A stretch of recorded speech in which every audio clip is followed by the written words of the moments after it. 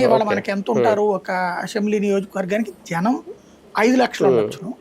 ఓటర్లు 2 ఇంకా లక్షల ఎక్కువ. నుంచి 2.5 లక్షలే అవును. ఉంటారు ఓటర్ల పరంగా అసెంబ్లీకి అసెంబ్లీకి. అసెంబ్లీకి అయితే అంతే. అట్లాగా అవును. 5 2.5. ఇదంటే ఎంత వచ్చినాయి? ఓ 10 లక్షలు, 15 11. లక్షలు మాక్సిమం. అదే. పెద్ద అవును. అంతే. నియోజకవర్గం అయితే 15 లక్షలు అవుతుంది.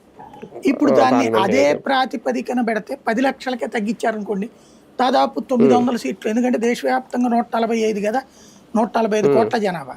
145 హ్మ్. కోట్ల జనాభా 100 కోట్ల ఓటర్లు. హ్మ్. 100 కోట్ల ఓటర్లంటే 1000 పార్లమెంట్ స్థానాలవుతాయి. 10 లక్షలు పెట్టుకుంటే ఓహో! జనాభా. ఓకే. అంటే సగానికి సగం పెరుగుతాయి. ఆ! అదే ఇప్పుడు ఇప్పుడు 544 గదా! 540. 544 నుంచి 1000 అవుతాయి అప్పుడు. అదే అంటున్నాను. వాస్తవంగా దాదాపు ఇప్పుడు సగం పెరుగుతాయి. లెక్కేస్తుంది 870, 890 దాకా అవుతాయి అన్నటువంటిది.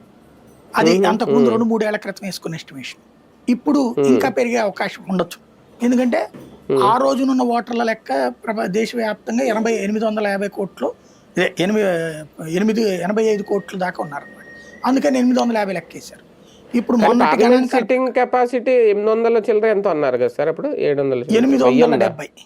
870 అన్నారు. మరి 870 నిజంగా ఇప్పుడు 1000 అయితే కష్టం ప్రాబ్లమ్ లేదు. అవుతుందేమో దానికి మళ్ళీ? అనుగుణంగా ఉందక్కడ. ఆ స్పేస్ కూడా వదిలిపెట్టారు పూర్తిగా. వదిలారా? ఓకే. ఓకే. దానికేం హుహు. ప్రాబ్లమ్ లేదు. హ్మ్.